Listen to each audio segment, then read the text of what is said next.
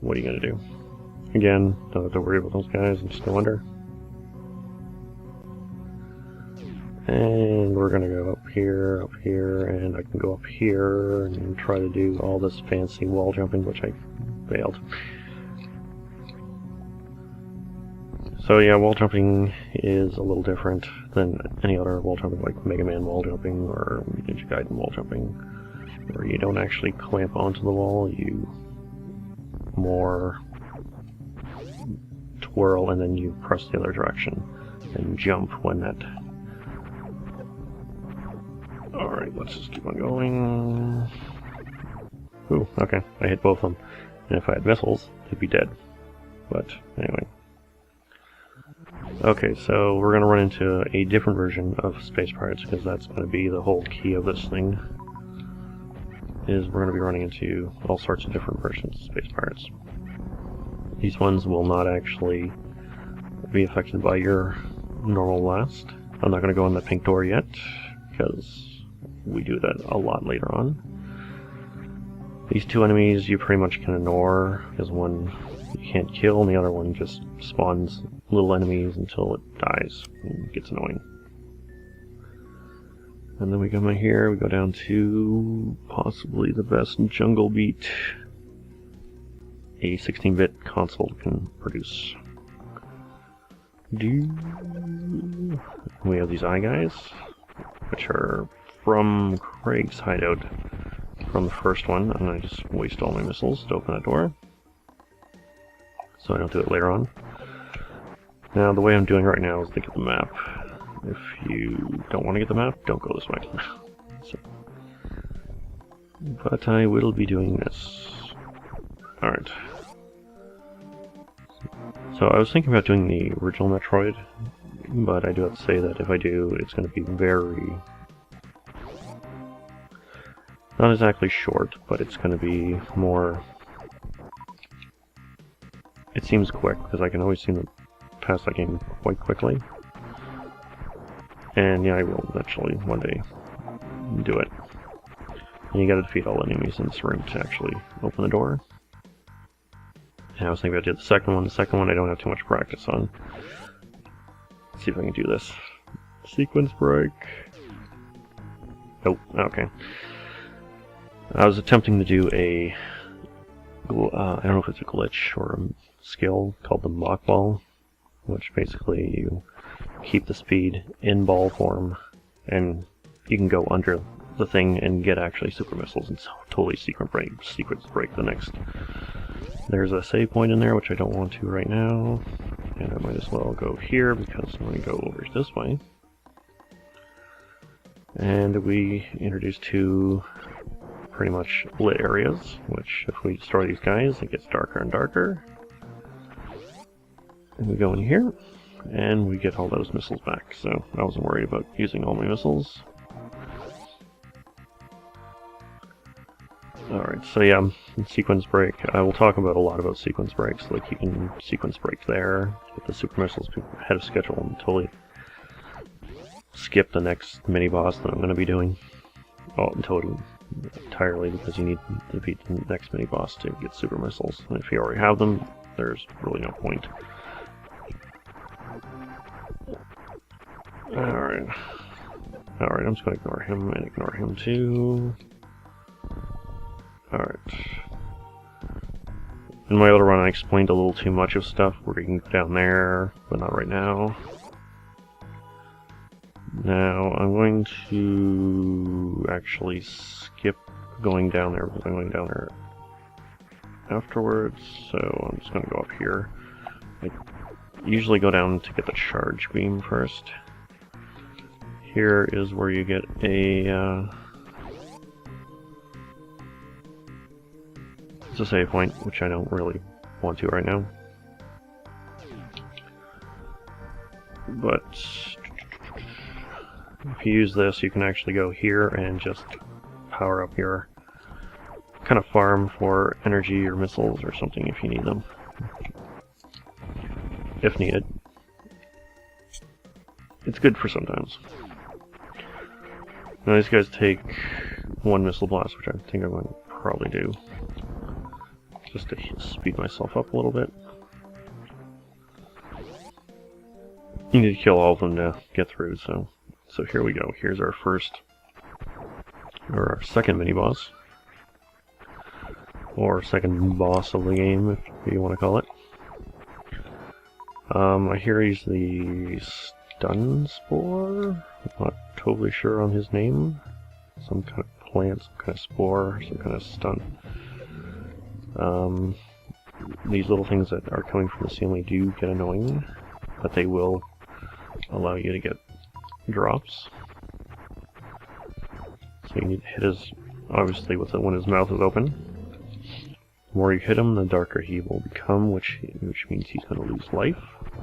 He's losing life, obviously. So the darker he gets, the more, I guess, dead he becomes. So about, I guess, halfway through his life, or somewhere around there, he will start to speed up, go back and forth. You can actually go in the corner here, more fall, and he won't actually hit you. And you don't have to worry about these little things also that are dropping the ceiling. So I'm about halfway. I just wait until he gets like this and fill up on my missiles and just take it away.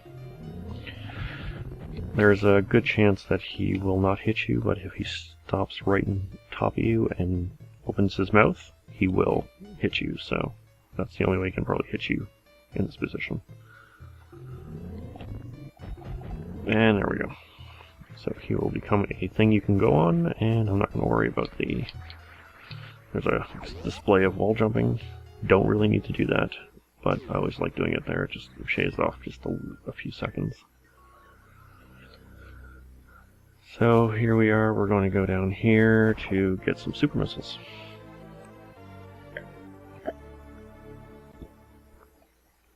Okay. So super missiles are a lot more powerful than regular missiles. They open green doors, or green light doors, like this one. And also they will destroy blocks like this. So that's pretty much it, and they are very good against bosses also, so you'll start off very low number of super missiles, so do use them sparingly. But you can get up to 50 of them in the game. So, alright, here's the charge beam, which I said I'll pick up. I usually pick up before the mid-boss, but anyway. I didn't want to go too far of the way, and I don't really use the charge beam too much during the boss fight, so you need a ton of super missiles to get pretty much there, so there's a way you can go up there, which we will not be getting to right now. Again, I'm going to do more little sequence breaks with wall jumping. It's a good skill to actually learn, so if anything, if you learn anything, and if you do want to do just a decent time in this game, just learn how to do wall jumping and you'll be fine. That and Shine Spark, but I'll get to that later. And then if you want to get into like hardcore stuff, you gotta learn the Mach Ball and use it everywhere, pretty much. And then learn advanced wall jumping, which is pretty much really, really fast wall jumping. Alright, so we're gonna go to another fork in the road, which is, well, a fork in the road we can go up, which we can't really do right now. We're supposed to, but we can actually get up there by like this. Wall jumping up here and up here. See, I'm kind of missing. So we can go up here, and then we need to fire up here, and then kind of climb our way back up there before the blocks reappear. So I do have to say I can't really do it right now, but it is possible to do. So going over here, and I believe this is for energy. And it is, yep. Okay, over here. So we're introduced to water. If we go in water, our movement is very restricted, I'd have to say. We're going to sequence break again by getting up here. Wall jump, and I need spin. Wall jump again. We can come back here and do this once we get the high jump boots, which I will be getting pretty much literally probably less than 3 minutes ahead or something. You get those, you come back, you get this. Simple, but I'm doing this first because I don't need to come back. And again, wall jumping makes just small things very, very easy to do. So yes, if you go in water, your jump is also restricted from going very high also. But we will be fixing that a little bit later on. Now right now, we're going to be going through a area that we can't get to yet, which is called Hardi-Jay. And we're going down the elevator to good old Norfair. Oh yes. Oh yes. Fond memories of Norfair. So we're just going to open that. Now the Spazer, which I got, can go through like small ledges and thin walls, but it doesn't go through walls. So keep that in mind. Like I don't think, yeah, I can't go there. Alright. Alright, like I said before I got the Spazer, we get the high jump boots not too far away. And well, here we are, high jump boots.